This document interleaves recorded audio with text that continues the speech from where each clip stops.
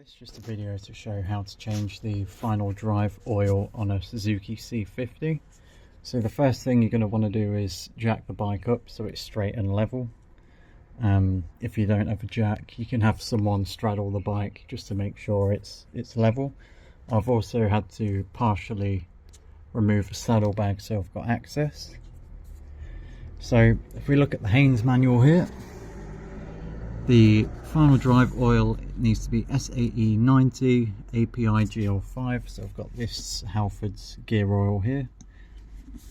So C800/90 API GL5. Perfect.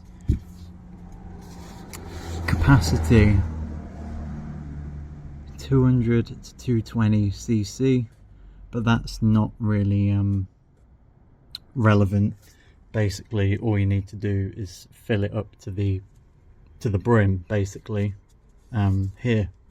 So before you even start, I'd recommend you check that you can undo this and it's not seized, and also check that you can undo this and it's not seized, because if you undo this and drain it out and then you realize this is seized, you're kind of screwed then. So you'll have no oil in the final drive. So yeah, so the next thing to do is pretty easy. Just get a container, loosen these both to make sure they will loosen, and then let it drain out. So I'll do that next.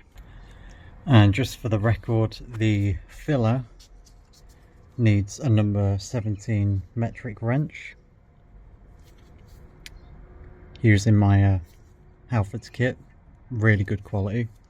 So I've already checked, that broke loose pretty easily. And then the drain bolt needs a 21mm. I don't have a wrench, so I'm going to use a socket, just like that. So let me just get that drained. And as a top tip, I'd recommend using foil just to prevent any spills getting on the tyre or the alloy, the rim. So you just keep it clean. So I've already cracked this loose slightly. Let's see what we get. I can't actually remember the last time I did this, which is pretty bad of me, I know.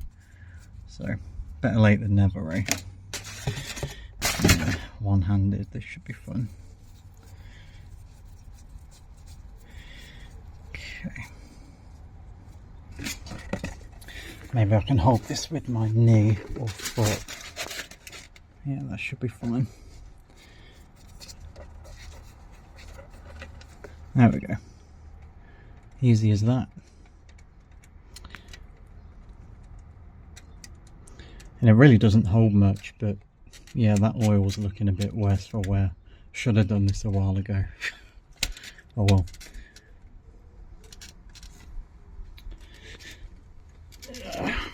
And I'll inspect the oil itself in a second, check for any flakes. So yeah, I'm just going to let that drain out for a bit. And looking at the drain plug, it does actually have a magnet on it. So we can see there's a little bit, some filings there, which I would expect. It's nothing to worry about, it's normal. Just wear and tear. So that's nearly drained. Hopefully that gives you an idea of how much it takes. It's really not a whole lot. So yeah, I'm going to clean this up with a bit of brake clean and let it carry on dripping. So here are our plugs. This is the drain plug, and you can see the magnet there. I've just cleaned it all up with brake clean. This does have a like a crush washer on it on the end there. I don't have a spare one, so I'm going to reuse it, but I would recommend you replace it. I'll of course check for leaks, and if needs be, I'll just do another change in a couple of 100 miles. And here's the fill plug. Again, it has a rubber washer there, so inspect that for tears or cracking. That looks fine, so I'm going to reuse it. You don't have to do this, but because it's been so long since I last did the oil, I'm going to flush it out with some of this. So all that basically means is, let me grab my funnel. I'm just going to pop that there, and then I'm going to fill it with the drain plug undone, just to kind of wash out any remaining old oil. You don't, if you like maintain this regularly and do it at the correct interval, you don't need to do this, but I've got loads and it doesn't take much, so I might as well. And I've just poured some in there, and you can see it running out, and it's pretty clean, so I just think it's good practice to flush it out, get any of those remaining particles out of there. But that's coming out clean now, so it's time to refill. Just to note that the Haynes manual doesn't give a torque spec for the drain or the filler bolts, but because it's going into aluminium, or as the Americans would incorrectly say, aluminum, I'm just going to do it to roughly the same as the main engine oil drain bolt, which I believe is about 16 foot-pounds.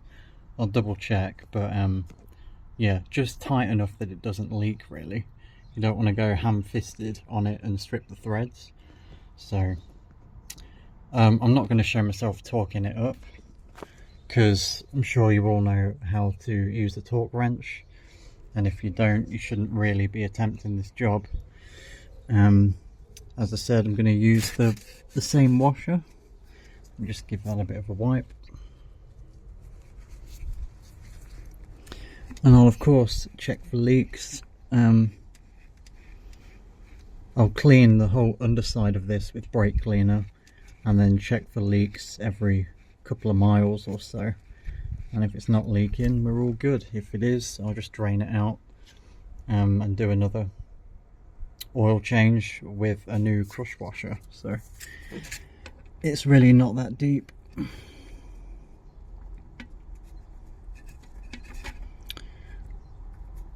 So get that seated. There we go.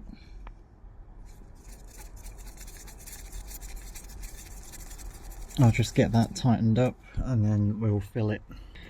So that's the drain plug is on and tight. So then to fill it, I'm literally just gonna pop this here and fill it up until it starts spewing over the top, and then just do the bolt back up again. I don't have my tripod here, so I'm not going to show that, but it's really that simple. Once that's all done, clean everything up, and then lower the bike, go for a ride, and check that it's not leaking. If it is, maybe you need to do up the bolt a bit tighter, or if you're like me and you reuse the same crush washer, you're going to have to drain it again and fit a new one. But I've had this bottle of oil for God knows about 6-7 years, and as you can see here, it uses such a small amount that 1 litre is going to last you absolutely ages. So yeah, hope this helps. And just to show what I meant earlier, I've completely filled it up and it started spewing out the end, so I'm just going to let that drain as far as it needs to, and then do the bolt back up. You don't want to overfill it because it most likely will try and find its way out. And that could end up splashed all over your tyre. So again, it's not that deep, but it's just something to look out for. And there we go.